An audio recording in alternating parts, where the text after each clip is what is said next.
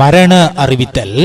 புதுக்குடியிருப்பு முதலாம் வட்டாரத்தை பிறப்பிடமாகவும் வசிப்பிடமாகவும் கொண்ட குணபாலசிங்கம் சோதிலட்சுமி 13/12/2024 வெள்ளிக்கிழமை அன்று இறைபதம் அடைந்துள்ளார்.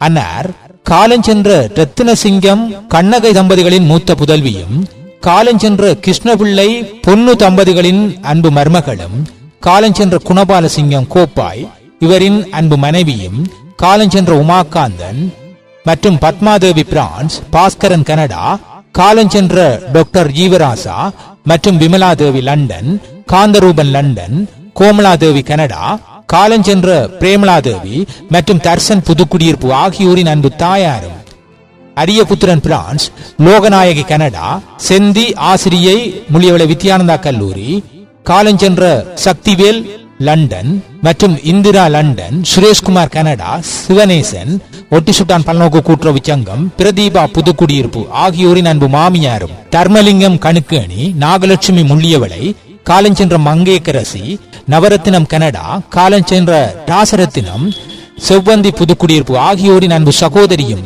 பாலராணி கணுக்கேணி, குழந்தைவேலு முள்ளியவளை, காலஞ்சென்ற கனகரட்னம் மற்றும் அருளம்மா கனடா, காலஞ்சென்ற ராசநாயகம் ஆகியோரின் அன்பு மைத்துனியும், Mithila France, Rujivaran France, Nithila France, Diraj Canada, Sathithar London, Sarubar London, Samjuthan, Thasvini Mulliyavalai, காலஞ்சென்ற Sanoya, Thanuja Canada, Lojitha Canada, Vithusan Canada, காலஞ்சென்ற சஞ்சியன், சர்வகி மல்லாவி, கரிகாலன், மோகனப்பிரியன், கலையரசி ஆகியோரின் அன்பு பேத்தியும் ஆவார். அன்னாரின் இறுதிக்கிரியைகள் 15/12/2024 நாளை ஞாயிற்றுக்கிழமை காலை 11 மணி அளவில் அன்னாரது இல்லத்தில் நடைபெற்று உடலம் தகன கிரியைகளுக்காக புதுக்குடியிருப்பு இந்து மயானத்திற்கு எடுத்துச் செல்லப்படும்.